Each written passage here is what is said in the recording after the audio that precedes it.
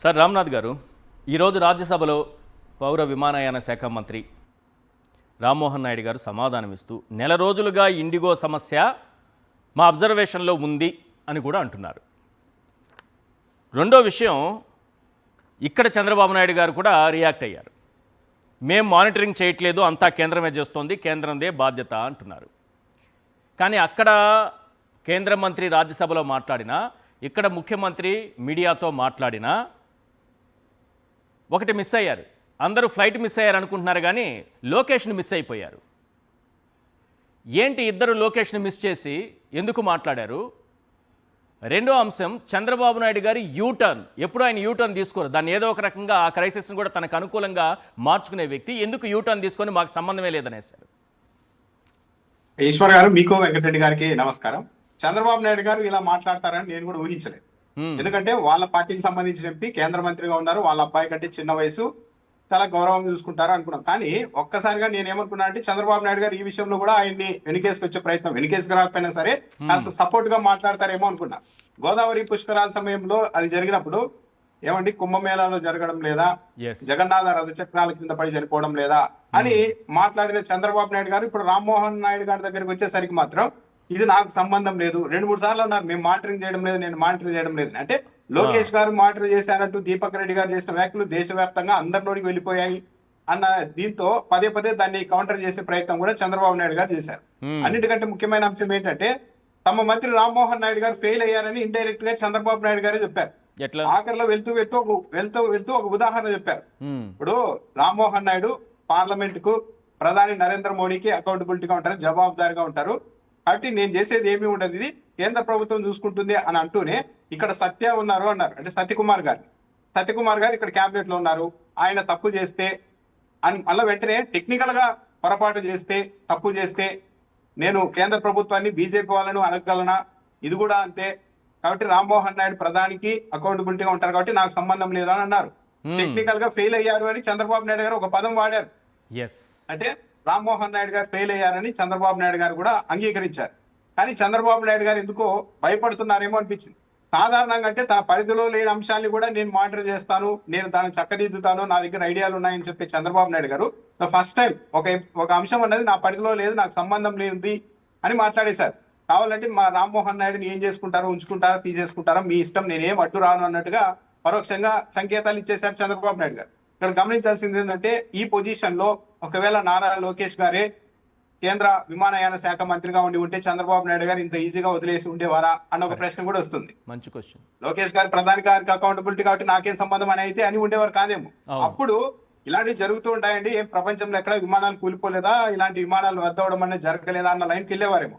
కాబట్టి రామ్మోహన్ గారు అనేసరికి మనకెందుకు అని ఒక్కసారిగా వదిలేసినట్టుగా అనిపించింది. ఇంకొకటి ఏంటంటే తెలుగుదేశం పార్టీ వాళ్ళు ఇంటర్నల్ గా ఇప్పుడు మొదలు పెట్టింది ఏంటి అంటే మరి ముఖ్యంగా అర్నబ్ గోస్వామి గారి డిబేట్ లో భారీగా లాస్ అయ్యేసరికి, నష్టం జరిగేసరికి, మొదటి రోజు దీపక్ రెడ్డి గారి రూపంలో, రెండో రోజు పట్టాభి గారు వెళ్ళినా సరే అదే డ్యామేజ్ జరిగేసరికి వీళ్ళు ఇంటర్నల్ గా ప్రచారం మొదలు పెట్టారు. మొత్తము ఆ ఛానల్ ఇప్పుడు ఏదైతే పెద్ద రచ్చకు కారణమైందో ఆ ఛానల్ అన్నది బీజేపీకి సపోర్ట్ ఛానల్. బీజేపీకి సపోర్ట్ అయిన ఛానల్ తెలుగుదేశం పార్టీకి సంబంధించి కూటమిలో ఉన్న ఒక మంత్రిని ఇంత స్థాయిలో టార్గెట్ చేస్తోందంటే మొత్తం ప్రధాని గారి మీద పడాల్సిన మచ్చ అంతా రామ్మోహన్ నాయుడు గారిని టార్గెట్ చేస్తూ ఉన్నారు. బీజేపీ వాళ్ళు తెలుగుదేశం పార్టీని వీకెన్ చేయడానికి ఒక ప్లాన్ ప్రకారం ఇదంతా నడుపుతూ ఉన్నారు. అందుకే ఆ ఛానల్లో ఈ స్థాయిలో ఊహించిన దానికంటే ఎక్కువ స్థాయిలో అటాక్ జరుగుతోంది రామ్మోహన్ నాయుడు గారి మీద, టీడీపీ మీద అని ప్రచారం చేస్తున్నారు. అంటే ప్రచారం అంటే వాళ్ళ మధ్య అంతర్గతంగా జరుగుతున్న చర్చ, లేకపోతే సోషల్ మీడియాగా వేదికగా వాళ్ళు తీసుకొచ్చినటువంటి ప్రచారమా? అంటే ఈ అంశాన్ని సోషల్ మీడియాలో చేస్తారు. డైరెక్ట్ గా తెలుగుదేశం పార్టీలో ఉన్న అధికార ప్రతినిధులు ఏదైనా పదవుల్లో ఉండే వాళ్ళు వచ్చి మాట్లాడే పరిస్థితి లేదు. ఎందుకంటే చంద్రబాబు నాయుడు గారు ఇండైరెక్ట్ గా మనకెందుకు, దీంట్లోకి ఎంటర్ అయితే ఏమవుతుందో అన్నట్టుగా వెనక్కి చెక్కారు. ఇంకా ఎవరు పబ్లిక్ వచ్చి మాట్లాడేది లేదు. కానీ వాళ్ళకు అనుకూలంగా ఉండే వ్యక్తులు ఇదంతా దీన్ని ఈ రోజు మొదలు పెట్టారు. ఇదంతా మోడీ మీద పడాల్సిందంతా, మోడీ గారి మీద పడాల్సిందంతా రామ్మోహన్ నాయుడు గారి మీదకి మళ్ళిస్తూ ఉన్నారు. ఒకవేళ నిజంగానే అంత కుట్ర జరుగుతూ ఉంటే, బీజేపీ లాంటి కుట్రలు చేస్తూ ఉంటే తెలుగుదేశం పార్టీ ఎందుకు మౌనంగా ఉంది? బయటకు వచ్చి మాట్లాడాలి కదా. ఇప్పుడు మిత్రుడే ద్రోహం చేస్తూ ఉన్నప్పుడు చూస్తూ ఊరుకోవడం అంటే అది దాని స్నేహమో, మిత్రత్వమో, బంధమో అన్నారు. భయపడుతూ అవసరాల కోసం ఏదో ఏర్పాటు చేసుకున్న ఒక బంధంగానే చూస్తారు. రామ్మోహన్ నాయుడు గారు ఫెయిల్ అయ్యారన్నది 100% కనపడుతుంది. ఎందుకంటే సింపుల్ గా ఈరోజు అదేదో ఒక ప్రైవేట్ సంస్థల్లో ఇంటర్నల్ గందరగోళం, అని రామ్మోహన్ నాయుడు గారు చెప్తున్నారు, కానీ అంత సింపుల్ ఇష్యూ కాదు. ఇక్కడ పైలట్లకు సంబంధించి విశ్రాంతికి సంబంధించిన కొత్త నిబంధనల్ని ఎన్ఫోర్స్ చేసింది కేంద్ర ప్రభుత్వం. అవును. కానీ సింపుల్ ఈశ్వర్ గారు, ఒక సంస్థలో 8 గంటల షిఫ్ట్ తో 3 షిఫ్ట్లు నడుస్తూ ఉంటాయి అనుకోండి. లేదు, ఉద్యోగుల మీద ఎక్కువ ఇబ్బంది ఉంది కాబట్టి 6 గంటలకి షిఫ్ట్ ను కుదిద్దామని నిర్ణయం తీసుకున్నప్పుడు అక్కడ పనిచేసే అతి సాధారణ ఉద్యోగి కూడా ఫస్ట్ చెప్పే ప్రశ్న, లేవనెత్తే ప్రశ్న ఏంటి? సరే 6 గంటలకి ఒక షిఫ్ట్ పెడతాము, అప్పుడు దాదాపు 30% మంది అదనంగా ఉద్యోగులు కావాలి కదా, ఆ ఏర్పాటు ఉందా లేదా అని అడుగుతారు. అవును. ఇంత పెద్ద సంస్థకు మంత్రిగా అసలు మాకు పరిధిలో లేని అంశం అన్నప్పుడు ఇక మంత్రి గారు ఎందుకు, ఆ శాఖ ఎందుకు? అంటే మేము రూల్స్ ని పెట్టేస్తాం, మీ ఇష్టానుసారం మీ చావు మీరు తాగండి. ఆ ప్రైవేట్ కంపెనీలు సంస్థలో వచ్చిన మొదలైన సంక్షోభం అన్నప్పుడు ఒక ప్రైవేట్ సంస్థకి మీరే కదా నిబంధనలు పెట్టింది. నిబంధనలు పెట్టారు, మళ్ళీ వెంటనే తీసేసుకున్నారు వెనక్కి. అంటే ఇప్పుడు ఇంకోటి సంక్షోభం వచ్చిన ఇక్కడ తర్వాత గమనించాల్సింది తీసుకున్నారు. ఏంటంటే, ఇంకోటి ఏంటంటే ఈశ్వర్ గారు గమనించాల్సింది, ఇది నవంబర్ నుండి నడుస్తోంది. ఓకే. కానీ ఎక్కడ దాని మీద అంటే కనీసం రివ్యూ కూడా చేయలేదు. ఎప్పుడైతే 1600 ఫ్లైట్లు రద్దయ్యాయో ఆ రోజు మొత్తం నిద్ర లేచారంటే ఈ పూర్తి పీక్ వెళ్ళిపోయే వరకు కూడా మంత్రి గారు ఎక్కడ స్పందించలేదు.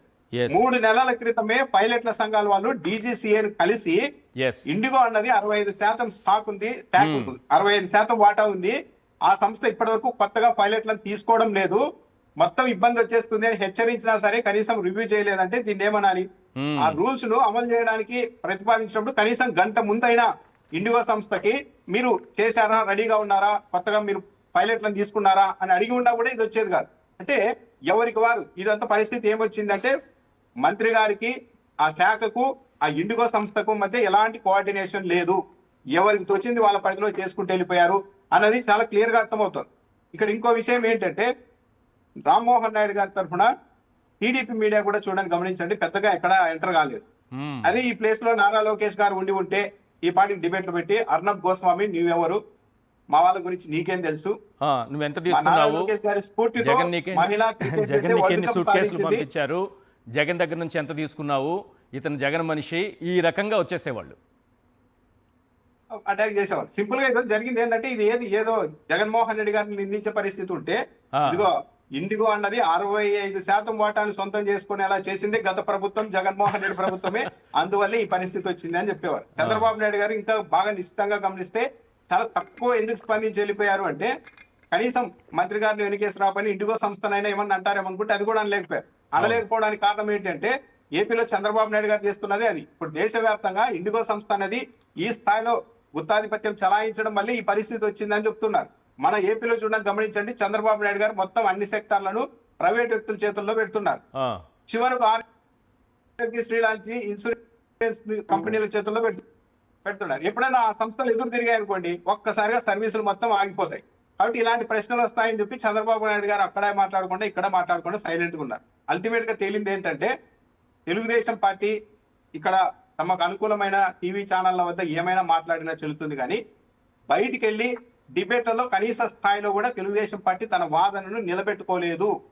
ఆ వాదన ఇక్కడ ఏపీలోని టీవీ ఛానళ్ల దగ్గర మినహా దేశంలో ఏ ఛానల్ దగ్గర కూడా తెలుగుదేశం పార్టీ ఆర్గ్యుమెంట్ నిలబడవు అన్నది ఈ అంశంలో మరోసారి ప్రూవ్ అయింది ఈశ్వర్ గారు.